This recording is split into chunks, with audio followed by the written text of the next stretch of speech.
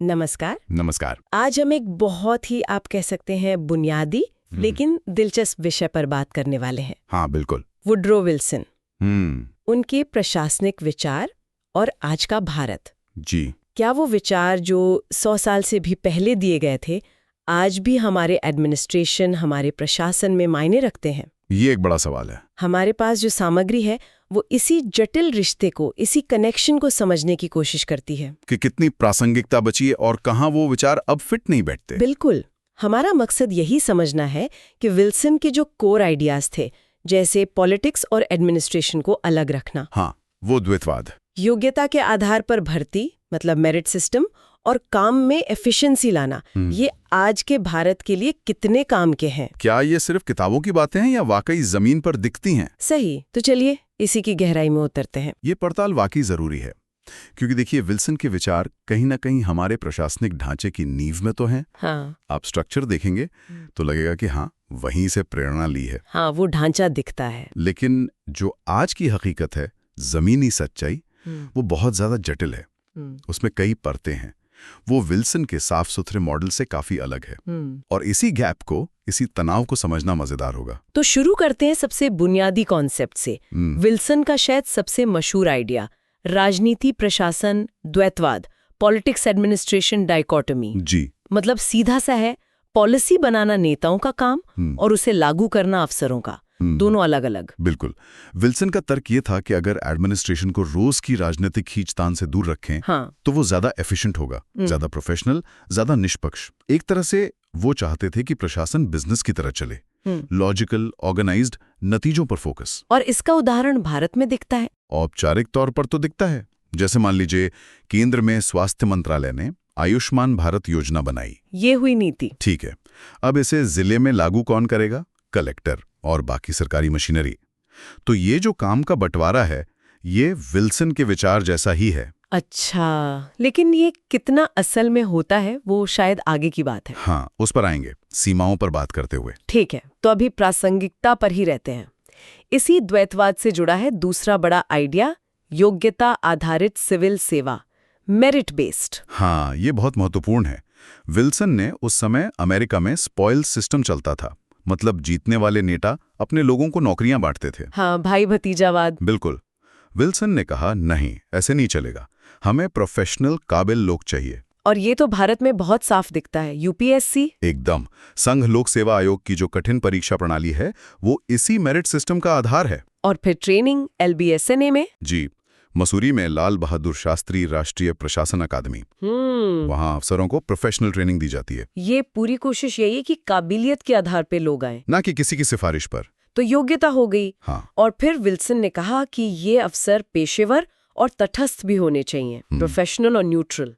मतलब सरकार किसी भी पार्टी की आए, अफसर का काम है बिना भेदभाव के, बिना झुकाव के चुनी हुई सरकार की नीतियों को लागू करना। हाँ, ये तटस्थता, ये न्यूट्रलिटी सैद्धांतिक रूप से तो भारतीय प्रशासन का एक बहुत अहम पिलर है। इसका कोई अच्छा उदाहरण? सबसे अच्छा उदाहरण शायद चुनावों के समय दिखता है, जब आचार संहिता लगती है, MCC, model code of conduct. बिल्कुल। हाँ। तब ये पक्का करना कि सरकारी मशीनरी का गलत इस्तेमाल ना हो, किसी एक पार्टी को फायदा ना मिले, ये जिम्मेदारी काफी हद तक अफसरों पर आ जाती है। सही बात है। और एक और उदाहरण है सुप्रीम कोर्ट का वो प्रकाश सिंह वाला मामला 2006 का। हाँ, पुलिस सुधारों पर। उसमें कोर्ट ने पुलिस चीफ और दूसरे अहम अफसरों के लिए फिक्स टेन्योर, मतलब निश्चित कार्यकाल की बात कही थी, ताकि उन पर राजनीतिक दबाव कम हो, वो निष्पक्ष रह सकें। हालांकि वो सिफारिशें पूरी तरह लागू हुई या नहीं, ये अलग कहानी है। बिल्कुल, वो बहस अलग है, पर सोच तो वही विल्सन वाली थी, तटस्थता बचाना। अच्छा, विल्सन के विचारों का एक और पहलू था पदानुक्रम और नियमबद्ध शासन, hierarchy and rule bound governance. जी। मतलब एक साफ स्ट्रक्चर हो, कौन किसको रिपोर्ट करेगा और सारे काम तय नियमों के हिसाब से हो। ये तो भारतीय दफ्तरों की पहचान है। हाँ, बिल्कुल। ये ढांचा लाया गया था स्थिरता और एक तरह की प्रेडिक्टेबिलिटी के लिए, कि काम एक तय तरीके से होगा। वो फाइलों का नीचे से ऊपर जाना। वही। आप किसी भी सरकारी दफ्तर में जाएं, एक क्लियर हायरार्की है। फाइल एक लेवल से दूसरे लेवल पर जाती है, हर कोई नियमों के हिसाब से नोटिंग करता है, मंजूरी देता है। और वो मोटी मोटी नियम पुस्तिकाएं, central secretariat manual of office procedure जैसी। हाँ बिल्कुल, आजकल यही चीज ई ऑफिस में दिखती है। वो भी एक स्ट्रक्चर्ड फाइल मूवमेंट है। मकसद क्या है? एक रूपता लाना और ये तय करना कि कौन किस फैसले के लिए जिम्मेदार है। ये सीधे विल्सन के सिस्टमैटिक एडमिनिस्ट्रेशन से जुड़ता है। ये दिलचस्प है कि कैसे नियमों को कुशलता से जोड़ने की कोशिश थी।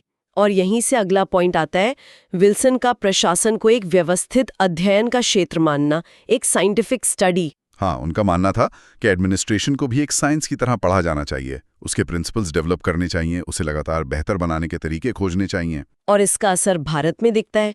एडमिनिस्ट्रेटिव रिफॉर्म्स और गुड गवर्नेंस पर जो फोकस बढ़ा है। बिल्कुल, आप देखिए national centre for good governance है, NCGG। हाँ, वो क्या करता है? वो एडमिनिस्ट्रेटर्स के लिए एविडेंस बेस्ड रिसर्च करता है, उनकी कैपेसिटी बिल्डिंग पर काम करता है। ये प्रशासन को एक विज्ञान की तरह देखने की ही कोशिश है। ये विल्सन के साइंटिफिक एडमिनिस्ट्रेशन का ही एक तरह से मॉडर्न रूप हुआ, जिसे हम आज डेटा बेस्ड और साइंटिफिक गवर्नेंस कह सकते हैं। हाँ, कह सकते हैं। और इसका एक ठोस उदाहरण भी है। क्या? वो आकांक्षी जिला कार्यक्रम, एस्पिरेशनल डिस्ट्रिक्ट्स प्रोग्राम। अच्छा, हाँ। उसमें क्या होता है, जो पिछड़े जिले हैं उनके प्रदर्शन को कई पैमानों पर हेल्थ, एजुकेशन, एग्रीकल्चर लगातार ट्रैक किया जाता है। डैशबोर्ड्स के जरिए रियल टाइम मॉनिटरिंग। बिल्कुल, डेटा का इस्तेमाल करके देखा जाता है कहाँ कमी है और फिर तुरंत एक्शन लिया जाता है। ये दिखाता है कि कैसे डेटा और टेक्नोलॉजी से प्रशासन को ज्यादा वैज्ञानिक और रिजल्ट ओरिएंटेड बनाने की कोशिश हो रही है। और रिजल्ट ओरिएंटेड होना ये हमें विल्सन के एक और मुख्य लक्ष्य पर लाता है, दक्षता और प्रदर्शन, एफिशिएंसी एंड परफॉर्मेंस ओरिएंटेशन। जी, विल्सन चाहते थे कि प्रशासन प्राइवेट कंपनियों की तरह एफिशिएंट हो, कम खर्च में ज्यादा काम, तेज फैसले, बेहतर नतीजे। हाँ, और आजकल तो इस पर बहुत जोर है। सरकार हमेशा कहती है प्रोसेस आसान करो, रेड टेप कम करो, टेक्नोलॉजी लाओ। और इसके उदाहरण भी हैं। ई ऑफिस क्यों लाया गया? ताकि फाइलें तेज चलें। GSTN पोर्टल क्यों बना? टैक्स कलेक्शन आसान और एफिशिएंट हो। उमंग ऐप, एक ही जगह सारी सर्विसेज मिल जाएं। ये सब उसी एफिशिएंसी और प्रोडक्टिविटी को बढ़ाने के प्रयास हैं। सही कहा। और आखिर में एक और अहम बात, जवाबदेही तंत्र, अकाउंटेबिलिटी मैकेनिज्म्स। विल्सन ने इस पर भी जोर दिया था कि अफसर अपने काम के लिए जिम्मेदार ठहराए जाने चाहिए। और भारत में इसके लिए कई तरीके हैं। सबसे बड़ा तो शायद RTI है, सूचना का अधिकार अधिनियम 2005। बिल्कुल, इसने नागरिकों को सीधे सवाल पूछने की ताकत दी। इसके अलावा लोकपाल है, CAG का ऑडिट है सरकारी खर्चों पर। हाँ, कंट्रोलर एंड ऑडिटर जनरल।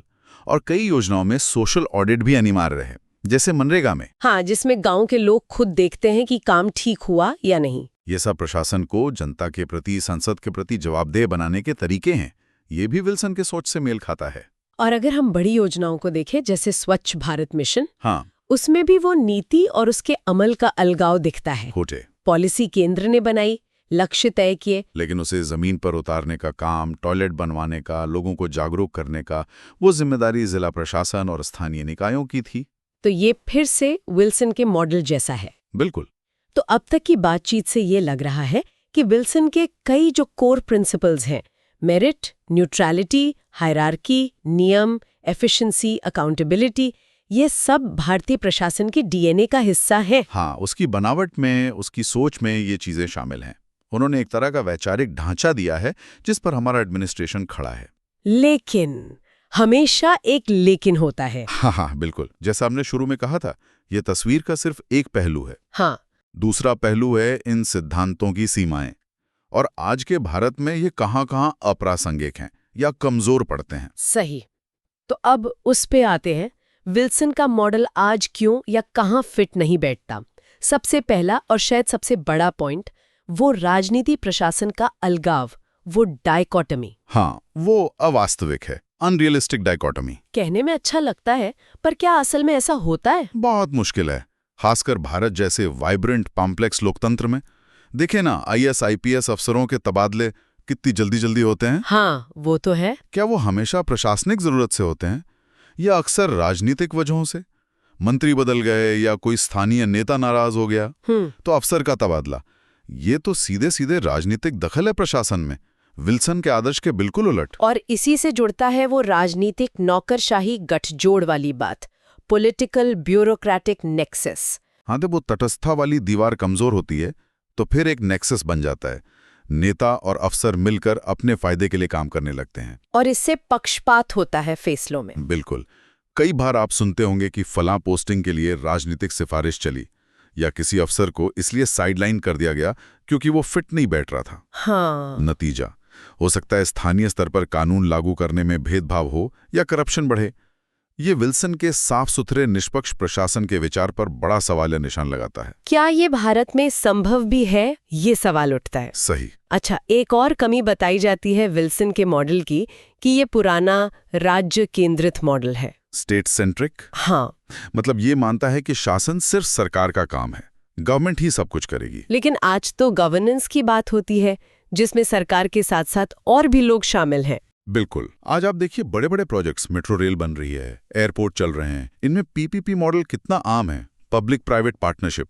हाँ। हेल्थ सेक्टर में देख लीजिए, पीएमजे जैसी बड़ी योजनाएं, लेकिन उसमें कितने प्राइवेट अस्पताल शामिल हैं। सही बात है। शिक्षा में, स्किल डेवलपमेंट में, पर्यावरण में, हर जगह सरकार, एनजीओ, सिविल सोसाइटी के साथ मिलकर काम कर रही है। विल्सन के 100 साल पुराने मॉडल में इन सब सहयोगियों के लिए कोई जगह नहीं थी। वो सिर्फ सरकार और उसके अफसरों की बात करता था। एक और बात, विल्सन का मॉडल भारतीय राजनीति की जटिलताओं के हिसाब से बहुत सरल लगता है, ओवरली सिंपलिस्टिक। हाँ, ये बहुत अहम पॉइंट है। देखिए, वो शायद उस समय के अमेरिकी समाज के लिए बना था। भारत की जो सच्चाई है, जाति, धर्म, भाषा, क्षेत्र के आधार पर पहचान की राजनीति, गठबंधन सरकारों के दबाव, विल्सन का मॉडल इन सबको समझ नहीं पाता। यहाँ प्रशासनिक फैसले सिर्फ नियम या एफिशिएंसी देखकर नहीं होते। बिल्कुल नहीं। राज्य स्तर पर देखिए किस जाति या समुदाय का वोट बैंक किधर है, कौन सा सहयोगी दल क्या मांग रहा है, इन सबका असर पड़ता है कि कौन सी योजना पर ज्यादा ध्यान दिया जाएगा, किस अफसर को कहाँ लगाया जाएगा। और ये दबाव कई बार न्यूट्रल प्रोसेस को ओवरराइड कर जाते हैं। हाँ, विल्सन का वो लॉजिकल नॉन पॉलिटिकल एडमिनिस्ट्रेशन का सपना इन भारतीय जटिलताओं के सामने टूट जाता है। और यहाँ एक और बुनियादी फर्क है। भारत में सिर्फ एफिशिएंसी से ज्यादा जरूरी सामाजिक न्याय को माना गया है, प्राइमेसी ऑफ सोशल जस्टिस। हाँ, विल्सन एडमिनिस्ट्रेशन को बिजनेस की तरह देखते थे, मुख्य लक्ष्य कुशलता। लेकिन हमारा संविधान, हमारी राजनीति, उसका जोर सोशल जस्टिस, इक्वालिटी, बराबरी, समावेशी विकास पर है। बिल्कुल। भारत एक वेलफेयर स्टेट है।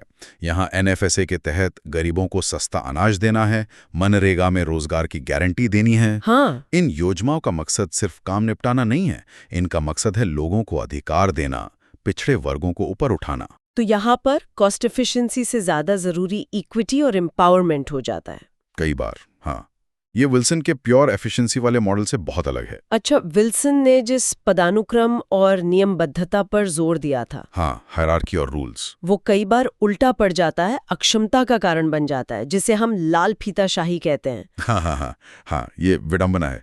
जो सिस्टम लाया गया था ट्रांसपेरेंसी और अकाउंटेबिलिटी के लिए, वही सिस्टम कई बार देरी और इनएफिशिएंसी का कारण बन जाता है। वो फाइलें घूमती रहती हैं, हर छोटी चीज के लिए नियम का हवाला, सब मिलकर प्रोसेस को इतना धीमा और बोझिल बना देते हैं। हम सब ने अनुभव किया है, कोई लाइसेंस लेना हो या किसी बड़े प्रोजेक्ट की क्लियरेंस, पर्यावरण मंजूरी, लैंड एक्विजिशन, इनमें सालों लग जाते हैं।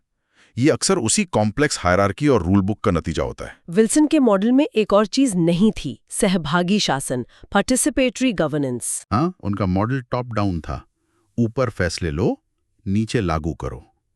आम आदमी की सीधी भागीदारी की कोई जगह नहीं थी। जबकि आज का भारत कम से कम कागज पर तो पार्टिसिपेटरी डेमोक्रेसी पर जोर देता है। बिल्कुल। 73वां और 74वां संविधान संशोधन हुआ, पंचायती राज संस्थाएं, नगर पालिकाएं बनी, ग्राम सभाओं को अधिकार मिले। हाँ, जन सुनवाई होती है, सोशल ऑडिट होता है, सिटीजन चार्टर हैं। ये सब कोशिशें हैं कि शासन में आम नागरिक की आवाज शामिल हो। ये विल्सन के बंद कमरे वाले एडमिनिस्ट्रेशन से एकदम अलग है। और फिर जाहिर सी बात है, 100 साल पुराना ढांचा आज की डिजिटल गवर्नेंस पर कैसे लागू होगा? हाँ, ये तो वो सोच भी नहीं सकते थे। इनएप्लीकेबिलिटी टू डिजिटल गवर्नेंस, जो टेक्नोलॉजी ने क्रांति ला दी है। आधार, डिजी लॉकर, पूरा डिजिटल इंडिया मिशन। हाँ, यहाँ बदलाव का पैमाना देखना होगा। आधार ने पहचान बदल दी, डिजी लॉकर ने दस्तावेज रखने का तरीका, डीबीटी से पैसा सीधे खाते में। सरकार और नागरिक के बीच का पूरा इंटरैक्शन बदल रहा है। बिल्कुल। विल्सन का क्लासिकल मॉडल इन डिजिटल हकीकतों को कैसे समझाएगा? उसमें इसके लिए कोई जगह ही नहीं है। एक और पॉइंट, विल्सन की प्रणाली की कठोरता बनाम आज के लचीलेपन की जरूरत, रिजिडिटी वर्सेस फ्लेक्सिबिलिटी। वो नियमों पर आधारित व्यवस्थित ढांचा शायद सामान्य हालात के लिए ठीक था, लेकिन आज की दुनिया कितनी अप्रत्याशित है। हाँ, 21वीं सदी की चुनौतियां, महामारी, क्लाइमेट चेंज, अचानक कोई आर्थिक संकट आ गया। इनसे निपटने के लिए तो फ्लेक्सिबिलिटी चाहिए। बिल्कुल, हमने ये कोविड-19 के समय देखा। डिजास्टर मैनेजमेंट के लिए आपको नियमों से हटकर सोचना पड़ता है, जमीनी हालात के हिसाब से तुरंत फैसले लेने पड़ते हैं, अलग अलग एजेंसियों में तेजी से तालमेल बिठाना पड़ता है। एक कठोर रूल बाउंड सिस्टम ऐसी सिचुएशन में पिछड़ जाता है। हाँ, आज के एडमिनिस्ट्रेशन को ज्यादा एडेप्टिव, ज्यादा एजाइल होने की जरूरत है। और आखिर में ये भी है कि प्रशासनिक सोच भी तो आगे बढ़ी है विल्सन के बाद। निश्चित रूप से नए विचार आए हैं, मॉडर्न पैराडाइम्स, जैसे न्यू पब्लिक मैनेजमेंट, NPM। हाँ, जो 80s-90s में आया। उसने कहा कि सरकार में भी बाजार के सिद्धांत लाओ, कंपटीशन, परफॉर्मेंस इंसेंटिव, आउटसोर्सिंग। और फिर न्यू पब्लिक गवर्नेंस। हाँ, NPG ने नेटवर्क, पार्टनरशिप, कोलैबोरेशन पर ज्यादा जोर दिया। और भारत में जो आजकल रिफॉर्म्स हो रहे हैं उनमें इनकी झलक दिखती है। मिशन कर्मयोगी। बिल्कुल, मिशन कर्मयोगी क्या है? अफसरों की कैपेसिटी बिल्डिंग, उन्हें रिजल्ट ओरिएंटेड बनाना। ये NPM NPG के विचारों से प्रेरित है। आउटकम बजटिंग भी है। हाँ, कि सिर्फ खर्चा मत देखो, नतीजा क्या निकला वो देखो। ईज ऑफ डूइंग बिजनेस के सुधार, ये सब क्लासिकल हायरार्की और नियमों से आगे जाके परफॉर्मेंस, कोलैबोरेशन, सिटीजन सेंट्रिसिटी की बात करते हैं। तो इस पूरी चर्चा का निचोड़ क्या है? विल्सन आज कितने प्रासंगिक हैं, कितने नहीं? जवाब थोड़ा मिला जुला है।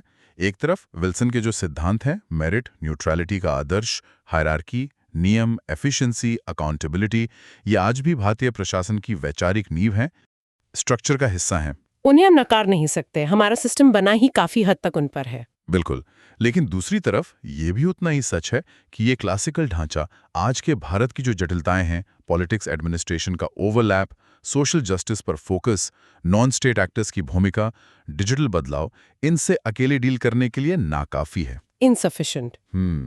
तो फाइनल असेसमेंट शायद ये होगा, विल्सन भारतीय प्रशासन की बनावट को समझने के लिए, उसके स्ट्रक्चर को समझने के लिए एक मार्गदर्शक दर्शन के रूप में आज भी प्रासंगिक हैं। उन्होंने नींव रखी। हाँ, नींव रखी, लेकिन ये आज के कामकाज, आज के फंक्शनिंग के लिए एक संपूर्ण ऑपरेशनल मॉडल नहीं है। तो मतलब ये हुआ कि आज का भारत अपनी जरूरतें, जो लोकतांत्रिक हैं, डिजिटल हैं, विकास की हैं, उनके हिसाब से विल्सन के सिद्धांतों को चुन चुन कर इस्तेमाल कर रहा है, उनमें बदलाव कर रहा है, उन्हें नए विचारों से मिला रहा है। सही कहा, नींव विल्सन की है, लेकिन इमारत आज की जरूरत के हिसाब से बदली है और लगातार बदल रही है, उसका विस्तार हो रहा है। वुड्रो विल्सन और भारतीय प्रशासन की इस दिलचस्प यात्रा में हमारे साथ चलने के लिए आपका बहुत बहुत धन्यवाद। जाते जाते बस एक सवाल छोड़कर जा रहा हूं सोचने के लिए। जरूर। हमने ये देखा कि विल्सन का जो तटस्थता का आदर्श है और जो राजनीतिक प्रभाव की हकीकत है, उसके बीच एक गैप है जिसे काफी हद तक मान भी लिया गया है। हाँ। तो सवाल ये है कि भारत जैसे जटिल लोकतंत्र में, जहां गठबंधन की राजनीति है, पहचान के मुद्दे हावी हैं, वहां एडमिनिस्ट्रेटिव निष्पक्षता को असलियत में कैसे मजबूत किया जाए? वो कौन से प्रैक्टिकल तरीके हो सकते हैं? फिक्स टेन्योर जैसी बातों के अलावा जो अफसरों को नाजायज दबाव से बचाएं, लेकिन साथ ही उन्हें अड़ियल या गैर जिम्मेदार भी न बनने दें। ये वाकई सोचने वाला सवाल है। इस पर विचार करना आज बहुत जरूरी है।